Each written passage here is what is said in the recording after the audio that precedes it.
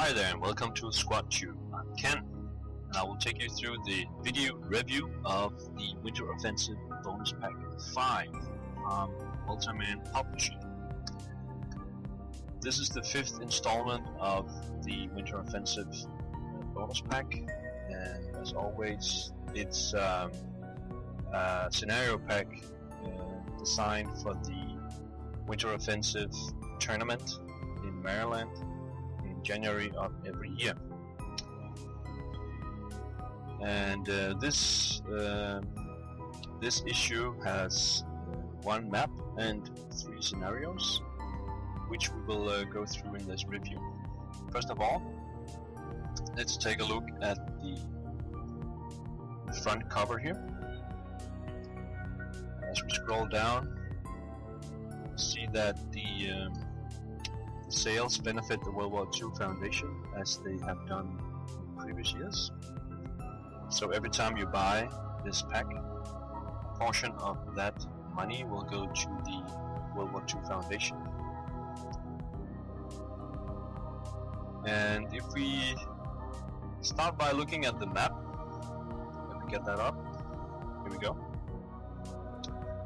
Map 67 is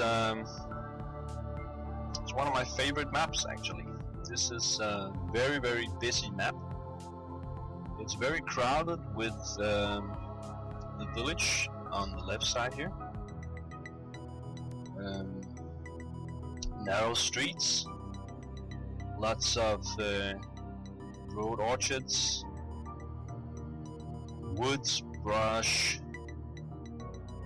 everywhere. And right across the board we have woods and brush, grain, some hills. So this is a board that is very dense and can make some very interesting situations out of it. And I hope there will be a lot of scenarios designed for this map. If we take a look at the scenarios, first of all we have the MMP have returned to the bad habit of printing the first scenario on the back of the front. They didn't do that for the bonus pack number 4, but now they're back doing it again.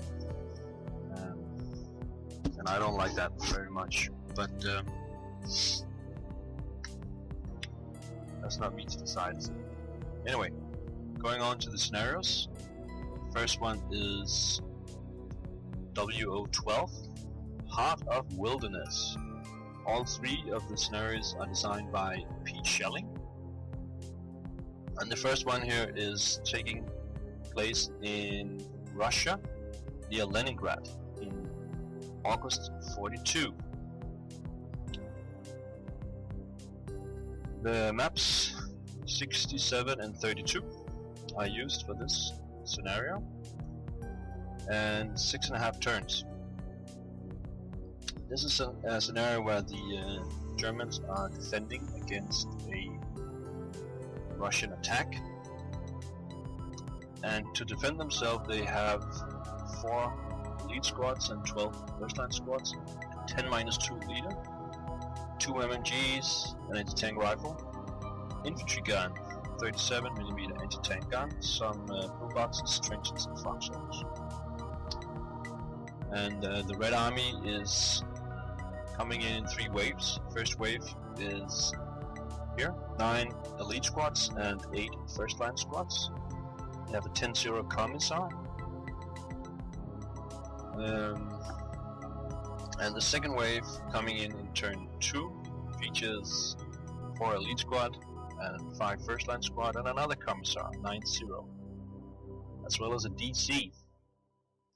And then on turn 4 they have another group coming in with 4 BT-7 M37 light tanks, along with another 4 first line squads. But the BT-7 armor factors are so low that even the German anti-tank rifle would be dangerous. And they also have even the infantry gun and course the anti-tank gun would be lethal.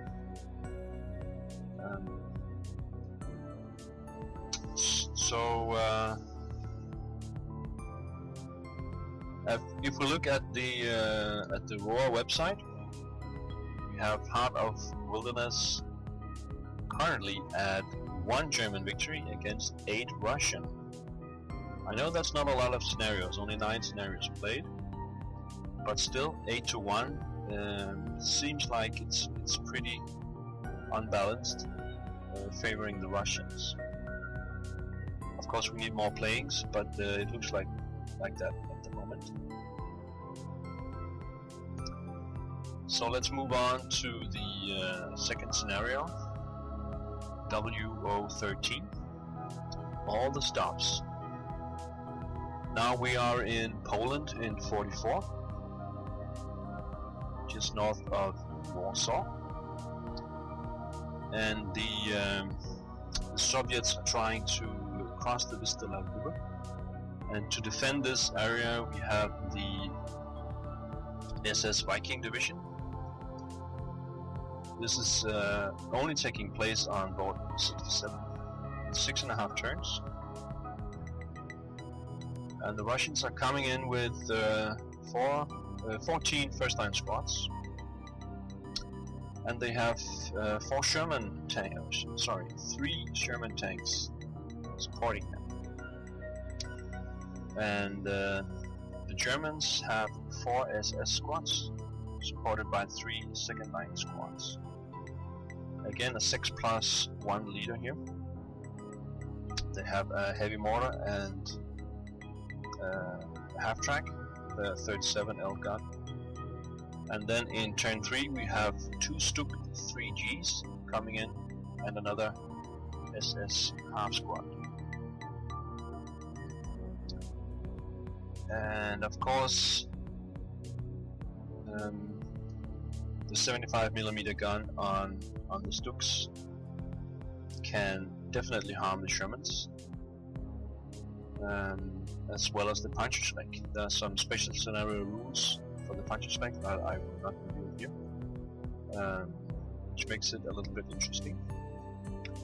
So if we look at the Roar website, all the stops is 12 for the Germans and only 4 for the Russians, so 3-1 there. Again, 16 scenarios. I think that's enough to say that it's most probably unbalanced in favor of the Germans.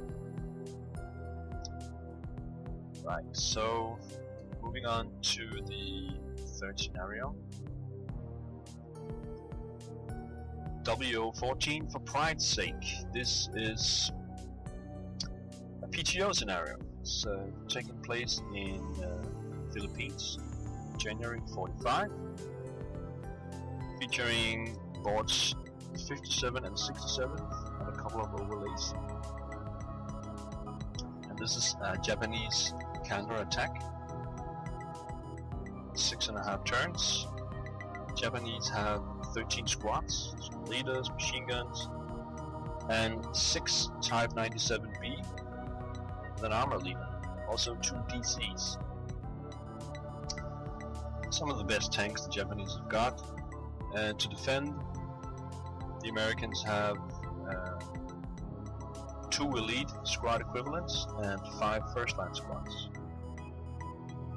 2 bazookas, a Sherman M4A1, 3 light tanks, and also an 37LL AT gun. All of these can tear through the Japanese tanks without much problems. So it looks a little bit difficult for the Japanese, but actually this scenario has not been played that much. On Roar it says 1 victory for the Americans and 3 for the Japanese, so only 4 playings have been reported so far, so it's impossible to say how balanced the scenario is.